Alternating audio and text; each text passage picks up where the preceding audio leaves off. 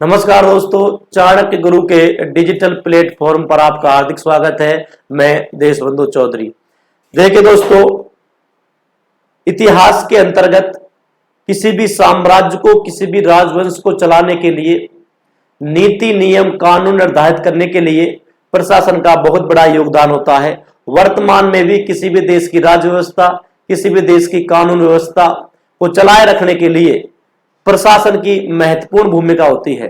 प्रशासन सरकार की नीतियों को समाज में कानूनों के माध्यम से शांति की व्यवस्था करता है और सरकार के जो कानून होते हैं, सरकार जो नियम बनाती है, उनका पालन करवाने का काम प्रशासन का ही होता है। दोस्तों, मध्यकालीन भारत के इतिहास में वंश जो आया था, बहुत ही महत्वपूर्ण वंश मुगल वंश। मुगल वंश का जो प्रशासन है वो भी इसका अपवाद नहीं है। मुगल प्रशासन एक बेहतरीन प्रशासन का नमूना हमारे सामने प्रस्तुत करता है। मुगल प्रशासन का जो मॉडल था वो अकबर के द्वारा तैयार किया गया था और ये अरबी फारसी तत्वों का मिश्रण था। इसमें अरबी फारसी तत्वों का मिश्रण था। ये केंद्रीकृत निरंकुश प्रशासन था। केंद्रीकृत निरंकुश प्रशासन का मतलब यह है कि समस्त शक्तियां, समस्त अधिकार बादशाह के पास होते थे। बादशाह के अधिकार थे वही कानून हुआ करते थे और बादशाह के आदेश ही कानून हुआ करते थे। अबुल फजल ने आईने अकबरी में यहां तक कहा है कि जो बादशाह होता है, बादशाह साधारण लोगों से अधिक गुण ईश्वर बादशाह को देता है और जो राजत्व है, इस राजत्व का मौका हर किसी व्यक्ति को नहीं मिलता। ये व्यक्ति साधारण व्यक्ति से अलग होता है और यहीं से ही फर ए इजदी और किया खुरे, आध्यात्मिक प्रकाश और दिव्य प्रकाश, मतलब जो राजा होता है वो सूर्य के समान जो प्रकाश होता है उसके समान होता है। तो दोस्तों, आज की इस कक्षा में हम अध्ययन करते हैं मुगल प्रशासन का। चलिए शुरू करते हैं आज की कक्षा मुगल प्रशासन के साथ। मुगल प्रशासन,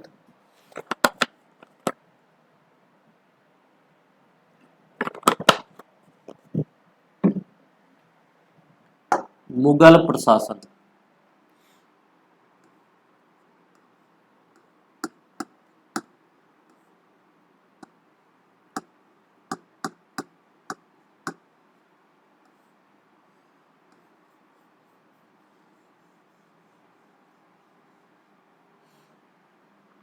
मुगल प्रशासन, कुछ सामान्य बातें हम कर लेते हैं मुगल प्रशासन के बारे में।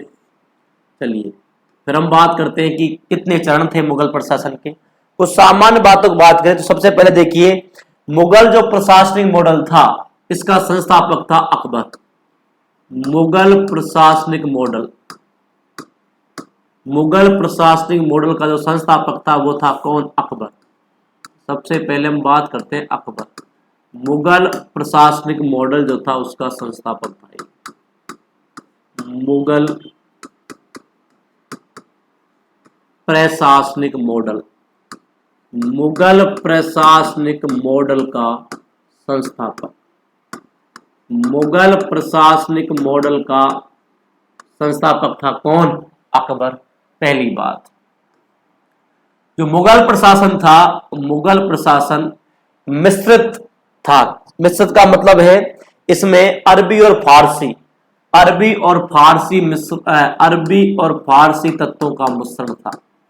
मुगल जो प्रशासन था इसमें भारतीय व विदेशी, इसका मतलब है अरबी फारसी तत्वों का मिश्रण। अरबी फारसी तत्वों का मिश्रण था। अरबी फारसी तत्वों का मिश्रण था। मुगल जो प्रशासन था, ये मुगल प्रशासन एक तरीके का क्या था? सैनिक प्रशासन था। सैनिक प्रशासन का मतलब यह है कि सद्र एवं काजी को छोड़कर, किसको छोड़कर? सद्र एवं काजी को छोड़कर इसको छोड़कर, सद्र एवं काजी को छोड़कर अन्य सभी प्रशासनिक अधिकारी सैन्य अधिकारी भी होते थे। अन्य सभी प्रशासनिक अधिकारी, अन्य सभी प्रशासनिक अधिकारी, अन्य सभी प्रशासनिक अधिकारी क्या होते थे? अन्य सभी प्रशासनिक अधिकारी क्या होते थे? सैन्य अधिकारी भी होते थे। इसका मतलब क्या है? इसका मतलब है कि मुगल प्रशासन मूलतः क्या था? एक सैनिक प्रशासन था। और जो मुगल प्रशासन था ये कैसा प्रशासन था? ये निरंकुश था। मुगल प्रशासन कैसा था? निरंकुश प्रशासन था। ये निरंकुश प्रशासन का मतलब है कि जो राजा था, जो बादशाह था, निरंकुश प्रशासन का मतलब है जो बादशाह था, बादशाह के अंतर्गत समस्त शक्तियां, समस्त जो शक्तियां थी, समस्त शक्तियां किसमें केंद्रित थी? समस्त शक्तियां बादशाह में केंद्रित थी। तो ये एक प्रकार का केंद्रीकृत निरंकुश प्रशासन था। कैसा प्रशासन था? केंद्रीकृत निरंकुश प्रशासन था। समस्त शक्तियां बादशाह में केंद्रित थी। पहली बात, जो बादशाह होता था इसके आदेश, बादशाह के आदेश क्या होते थे? कानून होते थे। बादशाह के जो आदेश होते थे, बादशाह के ही आदेश क्या होते थे? कानून। बादशाह के जो आदेश थे वो कानून होते थे। समस्त शक्तियां बादशाह में केंद्रित थी और बादशाह के अधिकार, बादशाह के जो अधिकार थे वो असीमित थे। बादशाह के जो अधिकार थे वो क्या थे? असीमित। यहां तक कोई दिक्कत बिल्कुल नहीं होनी चाहिए। तो मुगल प्रशासन जो था ये कैसा प्रशासन था? ये केंद्रीकृत निरंकुश प्रशासन था। समस्त शक्तियां बादशाह में निहित थी। इसके जो अधिकार थे वो असीमित थे। बादशाह के जो आदेश थे यही कानून होते थे। ठीक है, ठीक है। चलो आगे चलो, आगे चलते हैं। तो आगे चलते हैं, आगे चलते हैं। अब आगे देखते हैं क्या है। और देखो, मुगल प्रशासन में कौन कहता है? मुगल प्रशासन के राजत्व का वर्णन करता है कौन? मुगल प्रशासन के राजत्व का वर्णन करता है अबुल फजल। कौन करता है? अबुल फजल। और जो अबुल फजल है, ये अबुल फजल जो है वो किसमें? आइन ए अकबरी, आइन ए अकबरी, आइन ए अकबरी में क्या कहता है? देखो आइन ए अकबरी में क्या कहता है अबुल फजल, इसके बारे में हम बात करते हैं। आइन ए अकबरी में राजत्व सिद्धांत का वर्णन करता है कौन? अबुल फजल। और अबुल फजल कहता है क्या? अबुल फजल जो है, अबुल फजल क्या कहता है?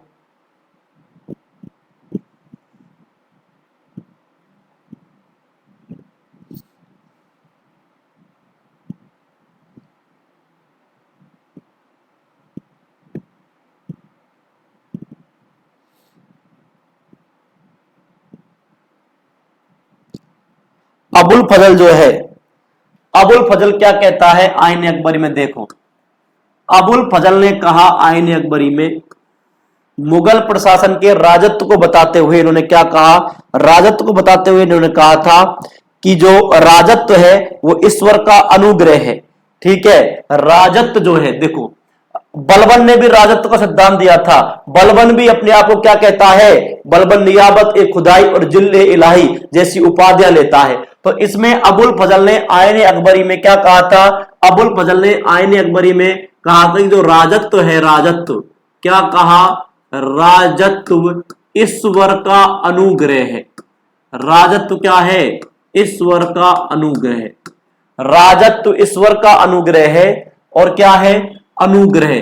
यह उसी व्यक्ति को प्राप्त होता है जिसमें हजारों गुण एक साथ विद्वान होते हैं।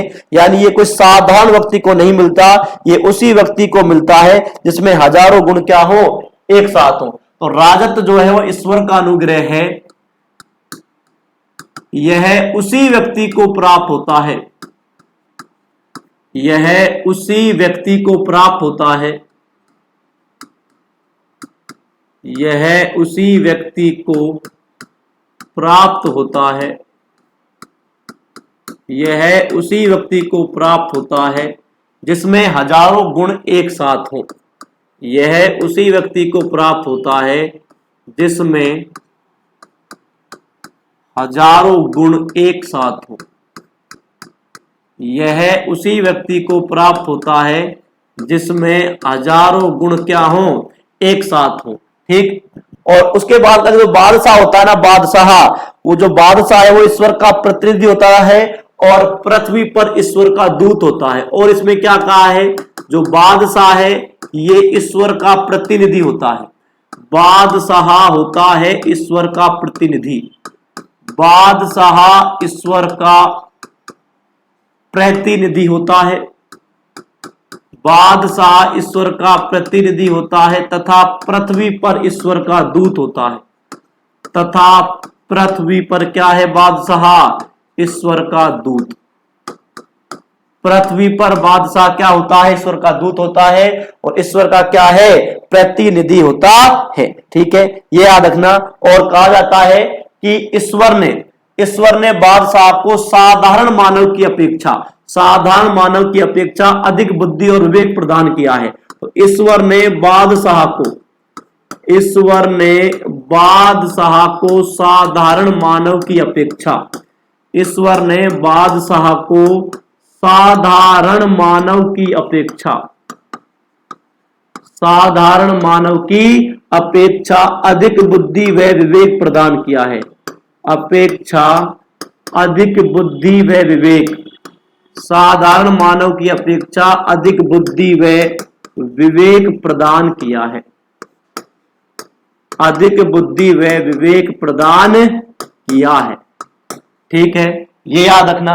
और अबुल फजल ने क्या कहा, और अबुल फजल ने कहा कि जो ईश्वर है ये परमात्मा से निसृत एक प्रकाश है। इस जो बादशाह है, बादशाह क्या है, परमात्मा से निसृत एक क्या है, बादशाह जो परमात्मा से निसृत, परमात्मा से अलग हुआ, परमात्मा से निसृत क्या है, प्रकाश है। परमात्मा से निसृत क्या है, प्रकाश है ये। ठीक है, और ये सूर्य के समान विश्व को आलोकित करता है। ठीक है, और ये क्या करता है, जो बादशाह होता है ये सूर्य के समान, बादशाह जो होता है यह सूर्य के समान क्या करता है, बादशाह सूर्य के समान विश्व को आलोकित करता है। और यहां से दो सिद्धांत निकल कर आए थे, ये याद रखना। इनका जो संक्षिप्त में है ना वो दो सिद्धांत है। एक सिद्धांत का नाम है फर्र-ए-इजदी और एक का नाम है कियाकुरे। एक का नाम तो क्या है, फर्र-ए-इजदी, एक का नाम क्या है, फर्र-ए-इजदी, और एक का नाम क्या है, कियाकुरे। एक का नाम है फर्र-ए-इजदी और एक का नाम है कियाकुरे। जो फर्र-ए-इजदी होता है इसका मतलब होता है देवीय प्रकाश, मतलब परमात्मा से निसृत एक प्रकाश है। कौन, बादशाह, जो क्या करता है, सूर्य के समान विश्व को आलोकित करता है। और कियाकुरे का मतलब होता है आध्यात्मिक प्रकाश। कियाकुरे का मतलब क्या होता है, कियाकुरे का मतलब होता है आध्यात्मिक प्रकाश। दो चीज याद रखना, कौन कौन सी, एक आप याद रखना क्या, फर्र-ए-इजदी, और एक याद रखना कियाकुरे। तो आईने अकबरी में राजा के इन गुणों का, बादशाह के इन गुणों का वर्णन किया था। किसने वर्णन किया था, अबुल फजल ने। अबुल फजल ने क्या कहा, अबुल फजल ने कहा कि जो राजत्व है ना, राजत्व वो ईश्वर का क्या है, अनुग्रह है। राजत्व जो है वो ईश्वर का अनुग्रह है और ये उसी व्यक्ति को प्राप्त होता है जिस व्यक्ति में हजारों गुण एक साथ विद्वान होते हैं। हर किसी व्यक्ति को नहीं मिलता। ये जो होता है वो ईश्वर का प्रतिनिधि होता है और पृथ्वी पर ईश्वर का दूत होता है बादशाह। ठीक है, और जो ईश्वर है उसने अल्लाह जो है उसने किसको, बादशाह को साधारण मानव की अपेक्षा क्या प्रदान किया है, अधिक बुद्धि और विवेक प्रदान किया है। ठीक है, साधारण मानव में जो बुद्धि और विवेक होता है उससे ज्यादा बुद्धि और विवेक ईश्वर ने किसको दिया है, बादशाह को दिया है। यानी बादशाह क्या है, बादशाह परमात्मा से निसृत एक प्रकाश है जो कि सूर्य के समान विश्व को क्या करता है, आलोकित करता है। यहां से दो बातें निकल कर आती है, फर ए इजदी और किया खुरे, ये दो सिद्धांत निकलकर यहां से आते हैं। ये ध्यान रखना, फर ए इजदी का मतलब होता है देवीय प्रकाश और आध्यात्मिक प्रकाश की भांति होता है बादशाह। और इन्हीं के अनुसार अकबर ने एक उपाधि ली थी। अकबर ने क्या ली थी, इसके अनुसार अकबर ने एक उपाधि ली थी किसकी, जिल ए इलाही की। किसकी उपाधि ली थी, जिल ए इलाही। जिल ए इलाही का मतलब होता है, देखिए बलबन ने भी दो उपाधि ली थी, जिल ए इलाही और नियाबत ए खुदाई। जिल ए इलाही का मतलब होता है कि जो बादशाह है ना, बादशाह पृथ्वी पर ईश्वर की छाया है। इसका मतलब क्या होता है, जो बादशाह है, बादशाह पृथ्वी पर ईश्वर की क्या है, छाया।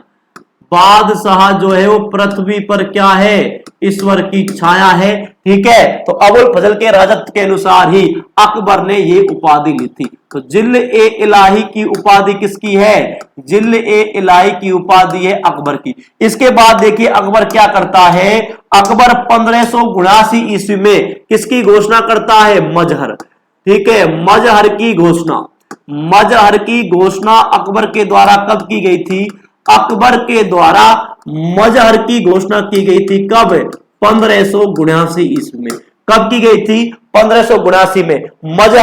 मजहर का मतलब यह था कि यदि धार्मिक मामलों में कोई विवाद की स्थिति उत्पन्न होती है तो उनकी व्याख्या का अंतिम अधिकार किसके पास होगा, अकबर के पास। इसे कहते हैं मजहर। इसका मतलब यह था, मजहर की घोषणा के द्वारा अकबर ने अपने आप को धार्मिक मामलों में क्या बना लिया था, सर्वोच्च बना लिया था। ठीक है, और कुल मिलाके जो अकबर था, जो बादशाह अकबर था, ये सारे मामलों में क्या हो गया, सर्वोच्च हो गया। और यहीं से पता चलता है कि जो अबुल फजल ने जो राजत्व सिद्धांत दिया था, वो राजत्व सिद्धांत बिल्कुल सटीक बैठ रहा था किस पर, अकबर पर। तो मजहर का मतलब क्या होता है, मजहर का मतलब होता है यदि धार्मिक मामलों में विवाद की स्थिति उत्पन्न होती है, यदि धार्मिक मामलों में,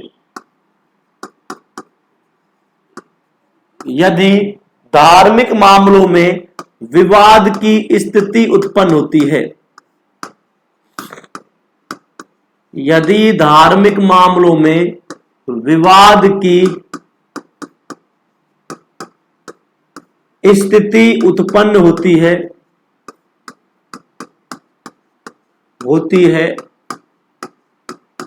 तो इनकी अंतिम व्याख्या का अधिकार, तो इनकी अंतिम व्याख्या का अधिकार बादशाह के पास होगा। अंतिम व्याख्या का अधिकार किसके पास होगा, बादशाह के पास। तो इनकी अंतिम व्याख्या का अधिकार बादशाह के द्वारा होगा। इसका मतलब है कि मजहर की घोषणा के द्वारा अकबर ने क्या बना लिया, मजहर की घोषणा के द्वारा,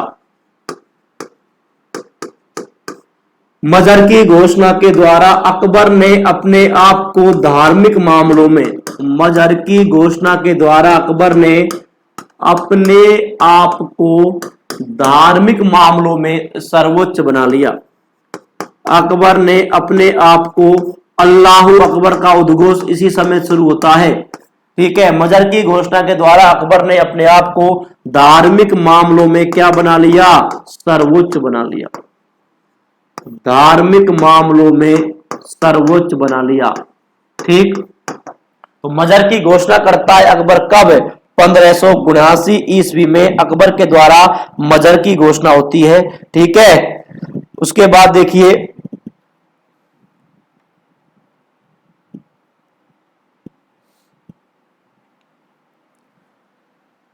देखिए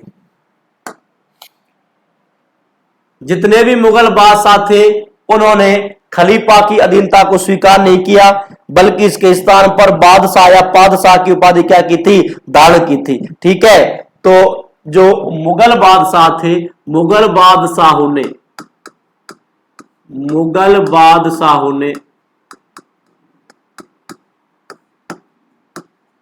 नाम मात्र भी खलीफा की अधीनता को स्वीकार नहीं किया। नाम मात्र भी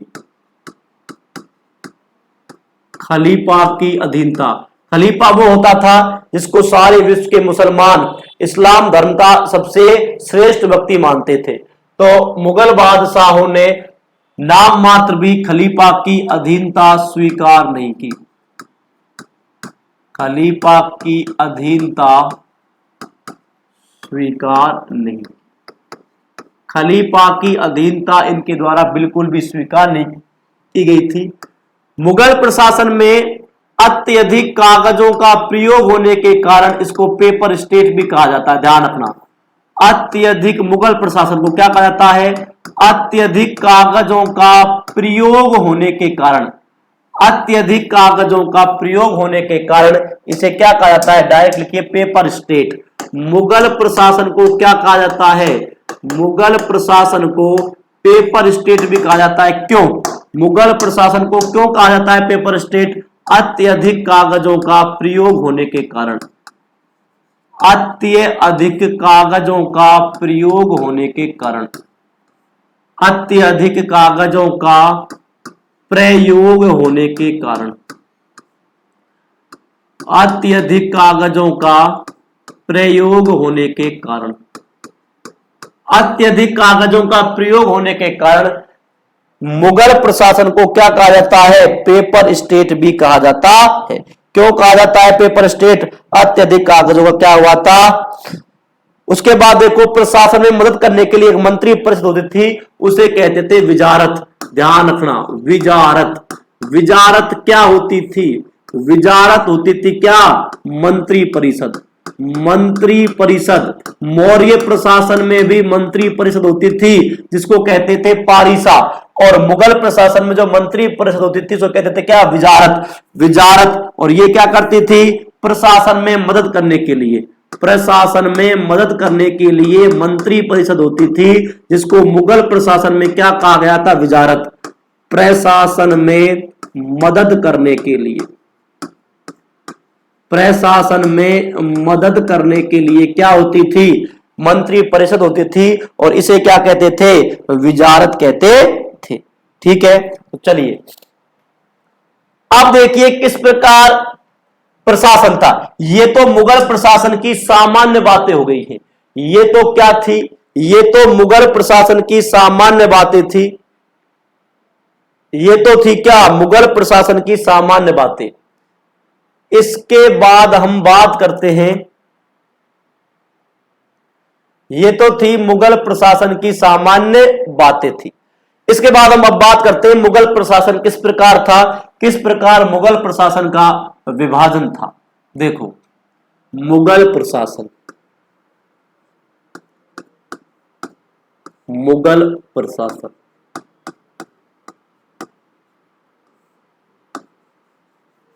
देखिए मुगल प्रशासन में, मुगल प्रशासन में सबसे ऊपर क्या था? मुगल प्रशासन में सबसे ऊपर था क्या? केंद्रीय प्रशासन। मुगल प्रशासन में सबसे ऊपर क्या था? केंद्रीय प्रशासन। और केंद्रीय प्रशासन किसके हाथों में था? ये बादशाह के हाथों में था। केंद्रीय प्रशासन, केंद्रीय प्रशासन के बाद क्या था? केंद्रीय प्रशासन के बाद था प्रांतीय प्रशासन। क्या था? प्रांतीय। केंद्रीय प्रशासन के बाद क्या था? केंद्रीय प्रशासन के बाद था प्रांतीय, प्रांतीय प्रशासन या प्रांतीय शासन। ठीक है, केंद्रीय प्रशासन, केंद्र था सबसे ऊपर, केंद्र के नीचे कौन थे? प्रांत। कौन थे केंद्र के नीचे? केंद्र के नीचे कौन हुआ करते थे? प्रांत हुआ करते थे। प्रांत के नीचे, प्रांत के नीचे कौन थे? प्रांत के नीचे हुआ करते थे कौन? जिला। आज भी जिला ही होते हैं प्रांत के नीचे। प्रांत के नीचे कौन हुआ करते थे? जिला। जिला आज किस में बटे हुए हैं? आपके जिला बटे हुए हैं तहसीलों में। तो जिला किस में बटेंगे? तहसीलों में। जिला किस में बटेंगे? तहसीलों में बटेंगे। और जो तहसील है वो तहसील किस में बटेंगी? गांव में। किसमें बटेंगी? तहसील।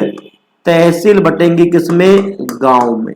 ठीक। आज का भी प्रशासन आपका इस प्रकार है और उस समय का भी प्रशासन ठीक इसी प्रकार होता था। लेकिन देखिए अगर ऐसा ही है तो बहुत आसान है।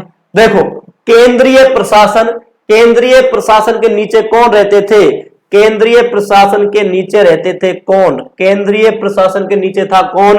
प्रांत। कौन था? केंद्र के नीचे रहते थे प्रांत, प्रांत के नीचे थे जिला, जिले के नीचे थे तहसील और तहसील के नीचे कौन हुआ करते थे? गांव। अब देखो जो प्रांत होते थे ना, प्रांत, यहां से सवाल आएगा मुगल प्रशासन में प्रांत को क्या कहते थे? तो मुगल प्रशासन में जो प्रांत था, मुगल प्रशासन में प्रांत को क्या कहते थे? मुगल प्रशासन में प्रांत कहलाता था सूबा। बेहतरीन सवाल, सूबा। ये सूबा, ये जो प्रांत था ये बटा हुआ था जिलों में। मुगल प्रशासन में जिला क्या कहलाता था? मुगल प्रशासन में जिला कहलाता था क्या?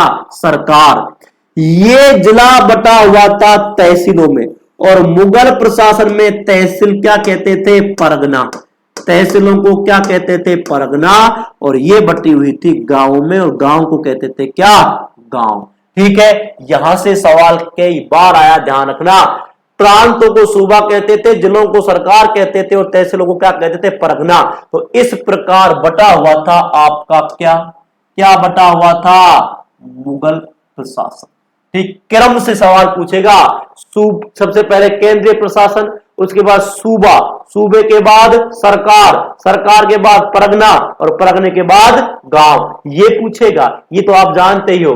तो केंद्र था सबसे ऊपर, उसके बाद सूबा था, ठीक है, सूबे के बाद सरकार और सरकार के बाद परगना और परगना के बाद गांव। ठीक है, अब हम एक एक को विस्तार से पढ़ते हैं। तो सबसे पहले हम अध्ययन करते हैं किसका? केंद्रीय प्रशासन का। किसका अध्ययन करते हैं? केंद्रीय प्रशासन।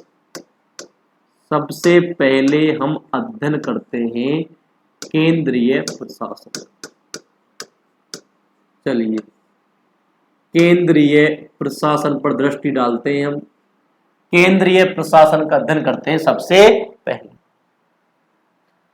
तो देखिए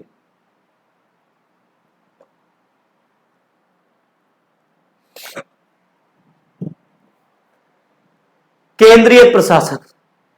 चलिए अब हम सबसे पहले बात करते हैं किसकी? केंद्रीय प्रशासन की। केंद्रीय प्रशासन की बात करें तो शासन की जो सर्वोच्च धुरी होती थी वो कौन होता था? वो बादशाह होता था, सम्राट होता था। इसको ही व्यवस्थापक कहते थे, इसी को सेनापति कहते थे। यही क्या होता था? न्यायाधीश होता था। ये ध्यान रखना। और बादशाह का जो खुद का प्रतिष्ठान था वो कहलाता था खासा ए शरीफा।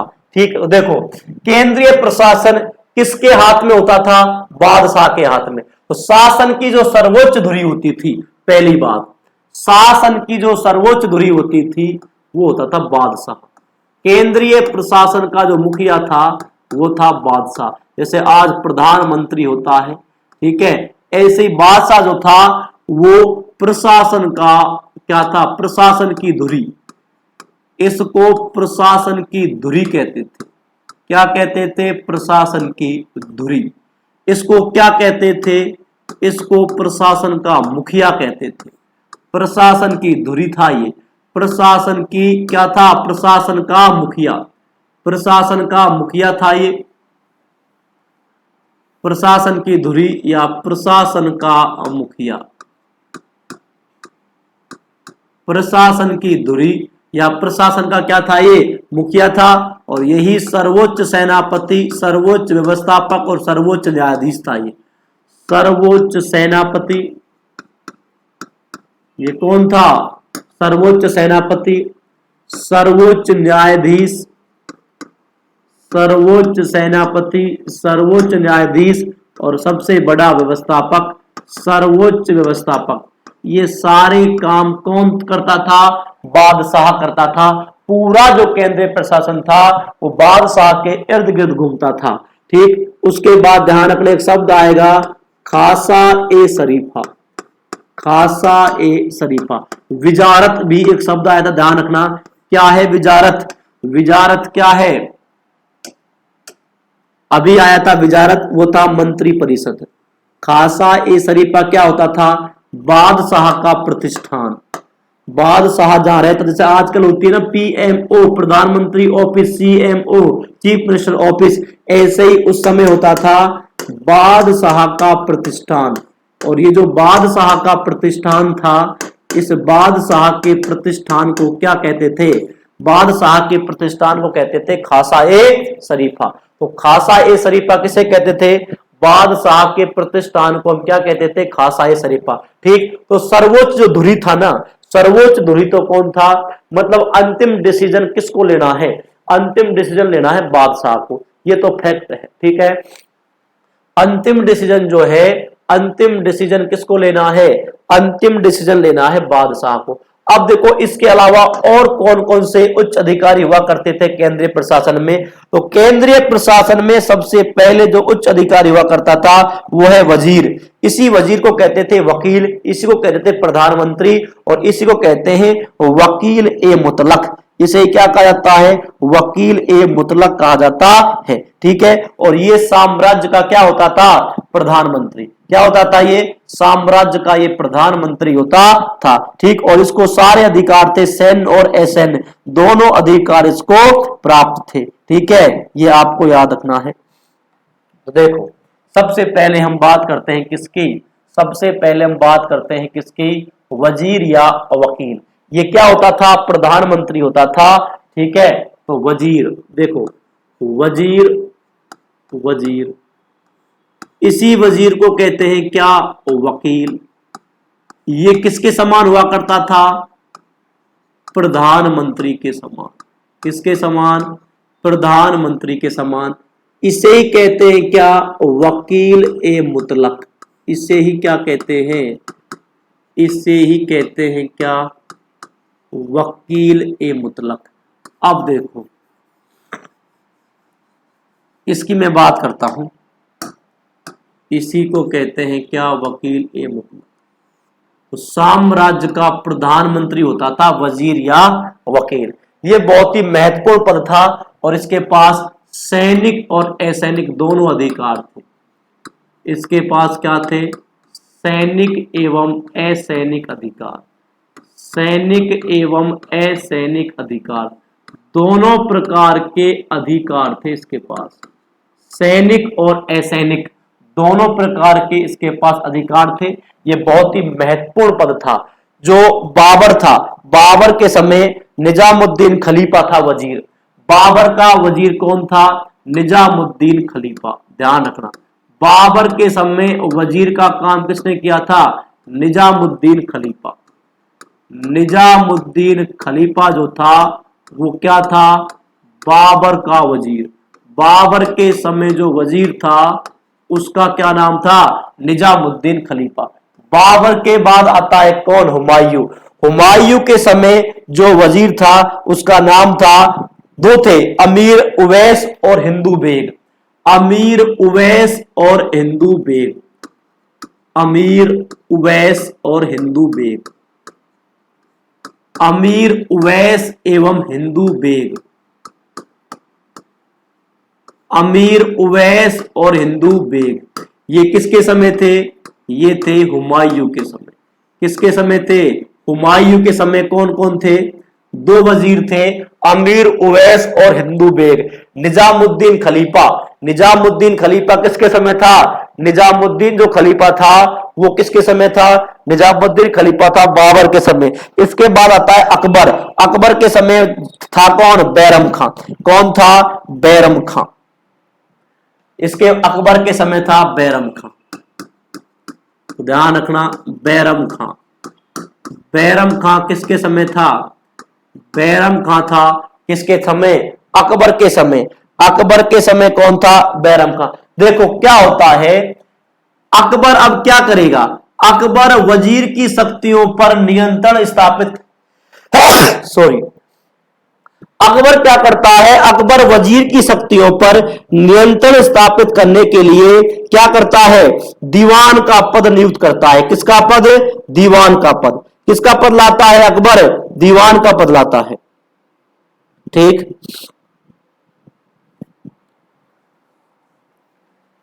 इसकी शक्तियों को कम करने के लिए दीवान का पद लाएगा तो बैरम खां, बैरम खां अकबर के समय था, और मिर्जा अजीज कोका जो था वो अकबर का अंतिम वजीर था।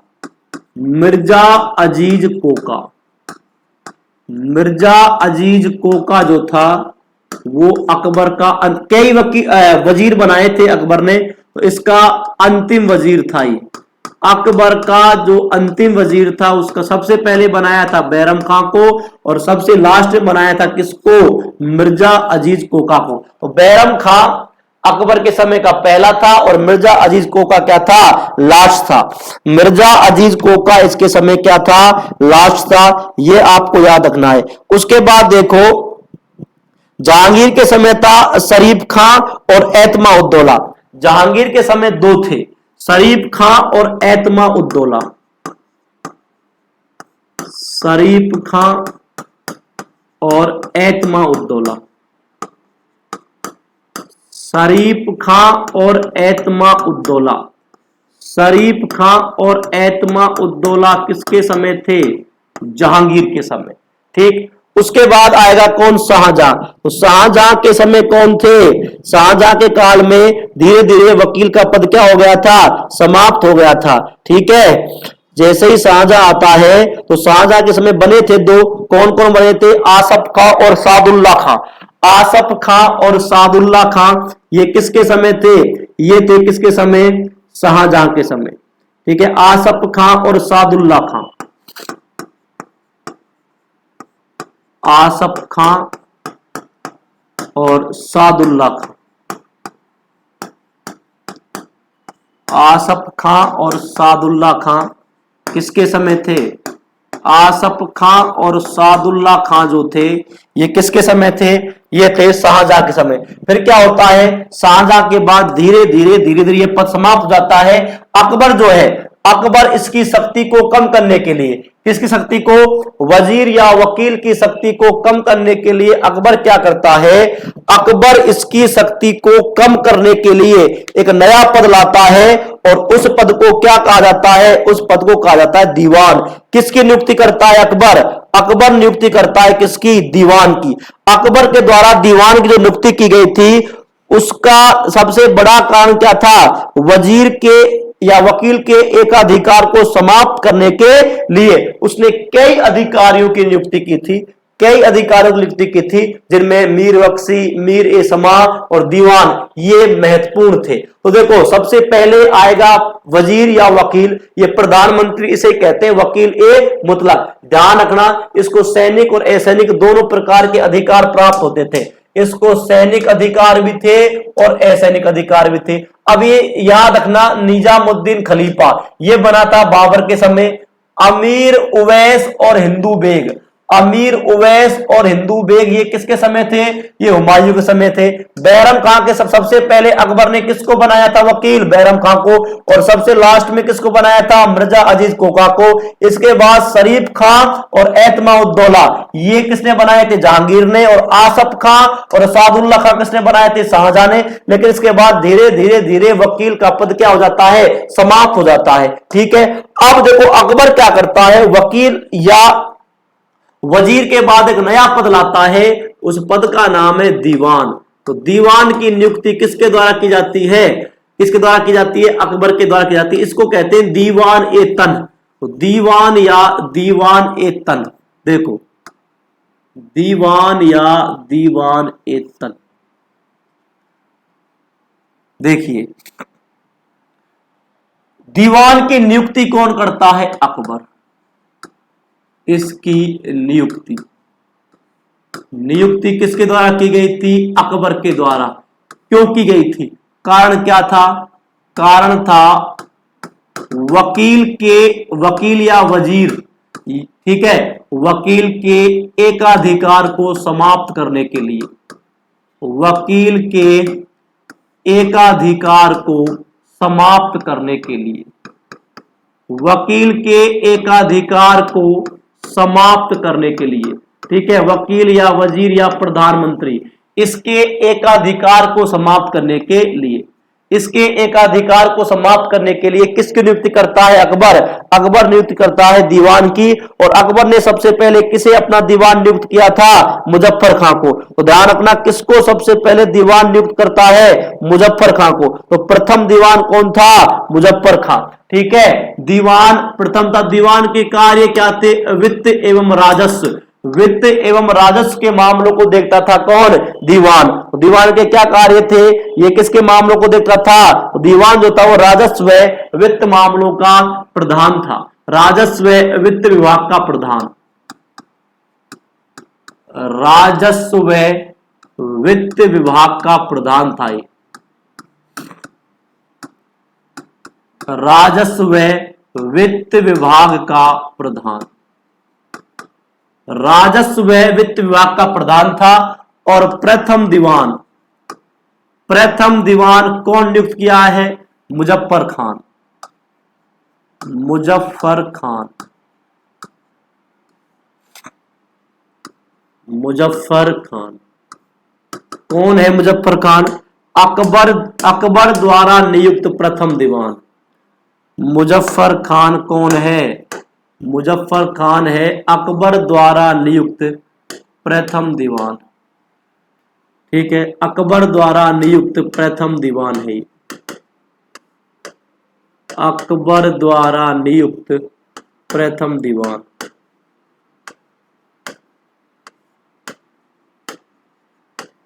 अकबर द्वारा नियुक्त प्रथम दीवान कौन है? मुजफ्फर खान है। अकबर द्वारा नियुक्त प्रथम दीवान था कौन? मुजफ्फर खान। ठीक, ये क्या करता था? राजस्व वित्त के मामलों को देखता था।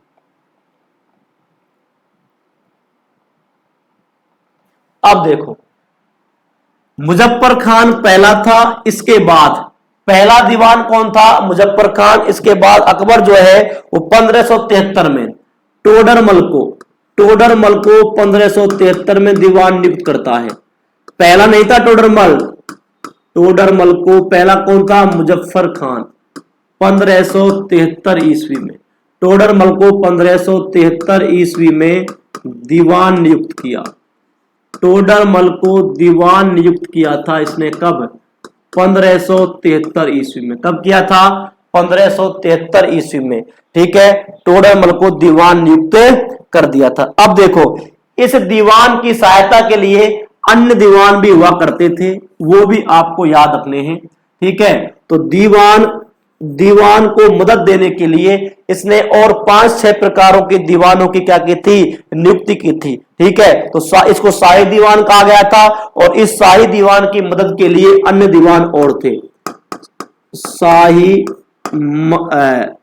शाही दीवान की मदद के लिए अन्य दीवान, शाही दीवान की मदद के लिए, शाही दीवान की मदद के लिए अन्य दीवानों की नियुक्ति की गई।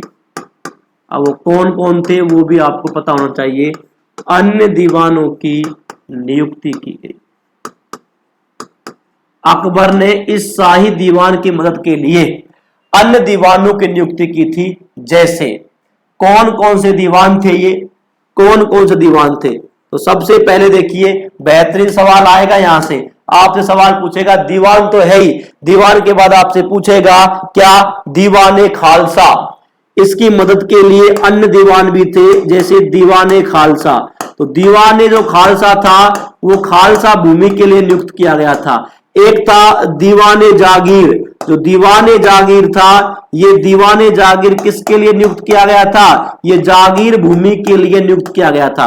तो दीवाने खालसा जो था वो खालसा भूमि की देखरेख करता था। और ये जागीर भूमि का मतलब होता था जो भूमि कर मुक्त होती थी, जिसे क्या कहते थे? इनाम या सयुर्गयाल जो भूमि होती थी, ठीक है, तो उसकी रक्षा करता था, उसकी देखभाल करता था। दीवाने खालसा क्या करता था? खालसा भूमि की देखरेख,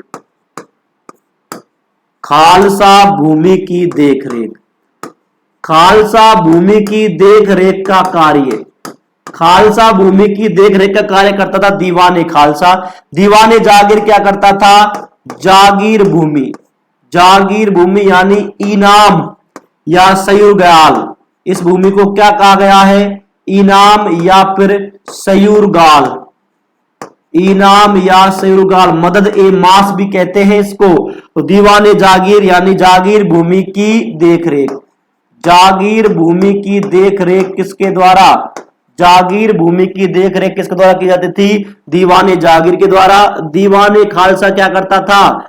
दीवाने जो खालसा था वो खालसा भूमि की देखरेख करता था, और दीवाने जागीर क्या करता था? ये जागीर भूमि की देखरेख करता था। ठीक है, उसके बाद है दीवाने तन। अगला है दीवाने तन। दीवाने तन क्या करता था? दीवाने तन जो था ये कर्मचारियों को वेतन बांटता था। दीवाने तन का क्या कार्य था? दीवाने तन जो होता था ये कर्मचारियों को वेतन बांटता था। कर्मचारियों को वेतन बांटना, कर्मचारियों को वेतन बांटता था, उनकी सैलरी देता था कौन? दीवाने तन, कर्मचारियों को वेतन बांटता था। इसके बाद अगला आता है दीवाने बयूतात। अगला दीवान कौन था? दीवाने बयूतात। दीवाने बयूतात का मतलब है क्या? जो कारखाने होते थे, जो उद्योग धंधे होते थे, उन पर नियुक्त होता था। ये राज्य के कारखानों पर नियुक्त होता था कौन? दीवाने बयूतात। राज्य के कारखानों पर नियुक्त, राज्य के कारखानों पर, राज्य के कारखानों पर इसको क्या किया जाता था? नियुक्त। राज्य के कारखानों पर नियुक्त किया जाता था। राज्य के कारखानों पर नियुक्त किया जाता था किसको? दीवाने बयूतात को। ठीक है, उसके बाद है दीवाने वाकियात। दीवाने वाकियात क्या करता था? ये रोजाना की आमदनी और खर्चे का ब्यौरा रखता था। ठीक है, रोजाना की आमदनी और खर्चे का हिसाब रखता था कौन? दीवाने बाकियात, दीवाने बाकियात। ध्यान रखना, बयूतात अलग है और बाकियात अलग है। दीवाने बाकियात क्या करता था? दीवाने बाकियात, दीवाने बाकियात क्या करता था? ये रोजाना की आमदनी व खर्चों का हिसाब रखता था। ठीक है, रोजाना की आमदनी व खर्चों का हिसाब रखता था। रोजाना की आमदनी व खर्चों का हिसाब रखता था। रोजाना की आमदनी व खर्चों का, रोजाना की आमदनी व खर्चों का क्या रखता था? ये हिसाब। रोजाना की आमदनी व खर्चों का हिसाब रखता था। रोजाना की आमदनी व खर्चों का हिसाब रखता था कौन? दीवाने वाकियात। दीवाने वाकियात क्या रखता था? रोजाना की आमदनी व खर्चों का हिसाब रखता था। तो जो शाही दीवान था, उस शाही दीवान की मदद के लिए इन दीवानों की भी क्या की गई थी? नियुक्ति की गई थी। कौन कौन से दीवान थे? ध्यान रखना, दीवाने खालसा, दीवाने जागीर, दीवाने तन, दीवाने बेउतात और दीवाने वाकियात। ये याद रखना आप। इसके बाद आगे चलते हैं। अगला जो अधिकारी था उसका नाम था मीर बख्शी। मीर बख्शी कौन होता था? मीर बख्शी होता था सैन्य विभाग का मुखिया। कौन होता था? मीर बख्शी। मीर बख्शी। अगला है मीर बख्शी। मीर बख्शी कौन था? सैन्य विभाग का मुखिया होता था ये, या सैन्य विभाग का प्रधान, सैन्य विभाग का मुखिया, सैन्य विभाग का प्रधान, सैन्य विभाग का जो प्रधान। वैसे तो जो उच्च अधिकारी है सैन्य विभाग का वो कौन है? बादशाही है, लेकिन बादशाह के अंडर में काम करता था कौन? मीर बख्शी। तो सैन्य विभाग का जो प्रधान होता था, सैन्य विभाग के प्रधान को क्या कहते थे हम? सैन्य विभाग के प्रधान को कहते थे मीर बख्शी। और जो मीर बख्शी होता था ये किसके अंडर में काम करता था? ये करता था बादशाह के अंडर में काम। देखो मीर बख्शी का कार्य क्या होता था? मीर बख्शी का कार्य मैंने अभी आपको बताया है कि जो दीवाने तन था, दीवाने तन कर्मचारियों को वेतन बांटता था, ठीक है।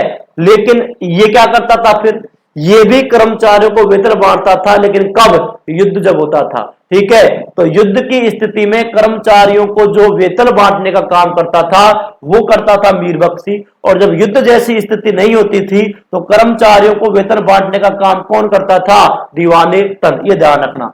तो युद्ध की स्थिति में कर्मचारियों को वेतन बांटना, युद्ध की स्थिति में, युद्ध की स्थिति में, जैसे युद्ध चल रहा है, ठीक है, तो उस समय सैनिकों को वेतन बांटता था कौन, मीर बख्शी। युद्ध की स्थिति में सैनिकों को वेतन बांटता था, युद्ध की स्थिति में सैनिकों को वेतन, युद्ध की स्थिति में सैनिकों को वेतन बांटता था। देखो, वैसे सैनिकों को वेतन कौन बांटता था, दीवाने तन। ध्यान रखना, एक पत्र था सरखत, इस पर हस्ताक्षर करने के बाद ही सैनिकों को क्या दिया जाता था, वेतन दिया जाता था।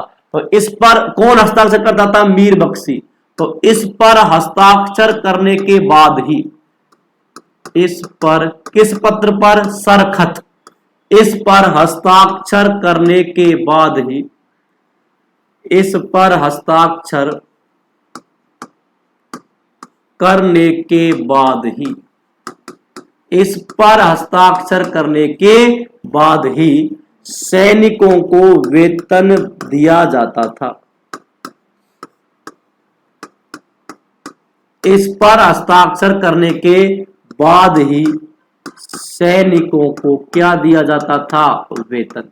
इस पर हस्ताक्षर करना बहुत जरूरी है, ठीक है। इस पर हस्ताक्षर करने के बाद ही सैनिकों को क्या दिया जाता था, वेतन। जो मीर बख्शी की नियुक्ति होती है, ये सैनिक विभाग का क्या था, सैन्य विभाग का प्रधान था ये, और ये सरखत नामक पत्र पर जब हस्ताक्षर करता था तो उसके बाद ही सैनिकों को क्या मिलता था, वेतन, ठीक। मीर बख्शी क्या हो गया, सैनिक विभाग का प्रधान।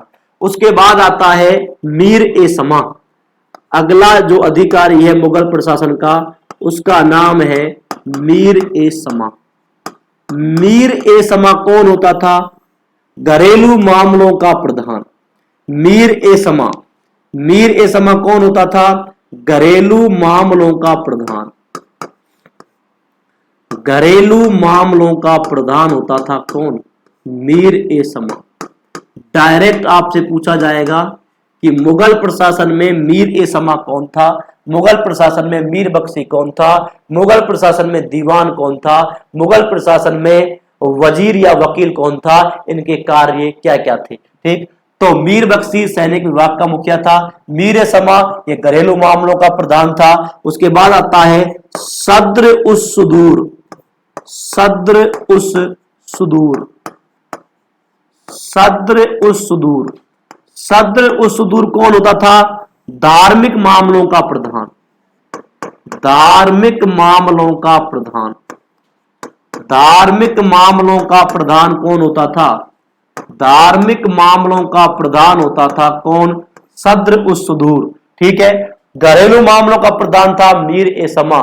सद्र उस सुदूर कौन होता था, यह होता था धार्मिक मामलों का प्रधान। उसके बाद है काजी उल कुजात। काजी उल कुजात कौन होता था, न्यायिक विभाग का प्रधान होता था। काजी उल कुजात न्याय विभाग का प्रधान। काजी उल कुजात कौन होता था, न्याय विभाग का प्रधान। न्याय विभाग का प्रधान, न्याय विभाग का प्रधान कौन होता था, काजी उल कुजात। धार्मिक मामलों का प्रधान कौन होता था, सद्र उस सुदूर, ठीक। घरेलू मामलों का प्रधान कौन होता था, घरेलू मामलों का प्रधान और सैनिक मामलों का प्रधान। तो मीर ए समा घरेलू मामलों का प्रधान है। सैनिक विभाग का प्रधान कौन है, मीर बख्शी है। उसके बाद न्याय विभाग का प्रधान, न्याय विभाग का प्रधान कौन है, काजी उल कुजात जो है वो न्याय विभाग का प्रधान होता था। उसके बाद है मुहतसिब, एक शब्द आता है मुहतसिब। इनकी नियुक्ति करता है औरंगजेब। कौन करता है, औरंगजेब। इनका काम क्या था, इनका काम था ये जनता के नैतिक चरित्र की देखभाल करते थे। ठीक है, ये नैतिक चरित्र और आचरण की देखभाल करते थे जनता के बीच रहकर। इनकी नियुक्ति कौन करता है? औरंगजेब। तो एक तो आप मोहित सिबों में ये याद रखना, मोहित सिबों की जो नियुक्ति है वो किसके द्वारा की गई थी? मोहित सिबों की जो नियुक्ति है ये की गई थी किसके द्वारा? औरंगजेब के द्वारा। और मोहित सिबों का कार्य क्या था? ये प्रजा या जनता के नैतिक चरित्र की देखभाल करते थे। प्रजा या जनता के नैतिक चरित्र व आचरण की देखभाल, नैतिक चरित्र व आचरण की देखभाल, नैतिक चरित्र व आचरण की देखभाल करने का काम होता था किनका? मोहित सिबों का। इनकी नियुक्ति कौन करता है? औरंगजेब इनकी क्या करता है? नियुक्ति करता है।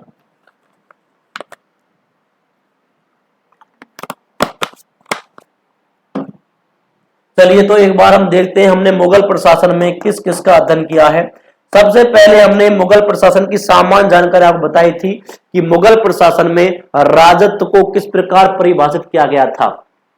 और राजत्व को परिभाषित करने के लिए आपको किसका अध्ययन करना होगा? आपको अध्ययन करना होगा आईने अकबरी का। ठीक है, आईने अकबरी का आपको इसके लिए अध्ययन करना होगा। अबुल फजल ने क्या क्या कहा है। ठीक है, बादशाह जो था इस समय समस्त शक्तियां इसमें केंद्रित थी, इसके आदेश कानून होते थे, इसके अधिकार क्या थे? असीमित थे। उसके बाद अबुल फजल की आईन अकबरी में आपको सारी बात बता दी है कि जो राजत्व है वो ईश्वर का अनुग्रह होता था।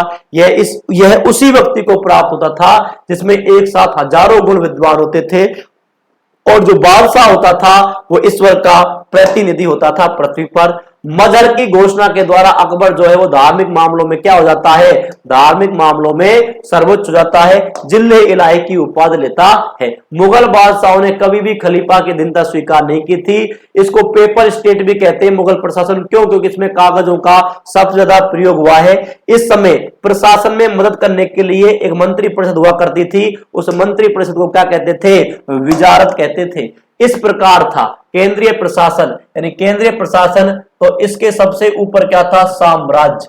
केंद्रीय प्रशासन, और केंद्रीय प्रशासन किसके अनुसार चलता था? साम्राज्य। ये बटा हुआ था प्रांतों में, प्रांत बटा हुआ था जिलों में, जिले बटे थे तहसीलों में, तहसील बटे हुए थे गांव में। केंद्रीय प्रशासन यानी साम्राज्य, प्रांतों को कहा गया सूबा, जिलों को कहा गया सरकार, और तहसील को कहा गया क्या? परगना। उस पर हमने आपको एक एक बताया था। केंद्रीय प्रशासन जो है ये बादशाह होता था।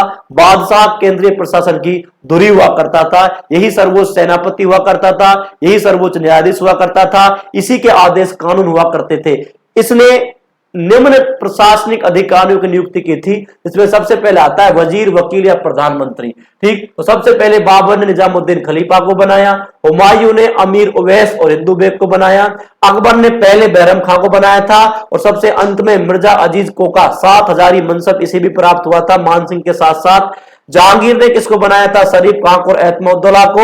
और शाहजहां ने किसको बनाया था? आसफ खां को और सादुल्ला खां को। इसके बाद इसके अधिकारों को कम करने के लिए, इसकी शक्ति पर नियंत्रण स्थापित करने के लिए अकबर किसकी नियुक्ति करता है? दीवान की नियुक्ति करता है। सबसे पहले इसने किसको दीवान नियुक्त किया था? मुजफ्फर खान को। उसके बाद टोडरमल को नियुक्त करता है 1573 ईस्वी में। शाही दीवान की मदद के लिए कुछ दीवानों की नियुक्ति की गई थी। दीवाने खालसा, दीवाने जागीर, दीवाने तन, दीवाने बेउतात और दीवाने वाकयात। ये तीनों इंपॉर्टेंट है, ध्यान रख लेना।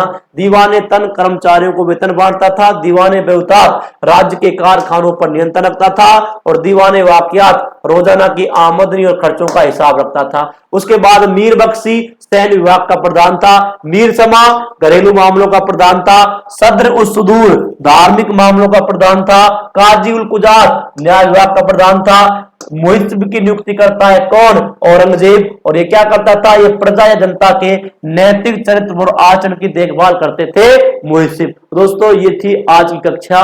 आपसे फिर मुलाकात होगी, तब तक के लिए धन्यवाद।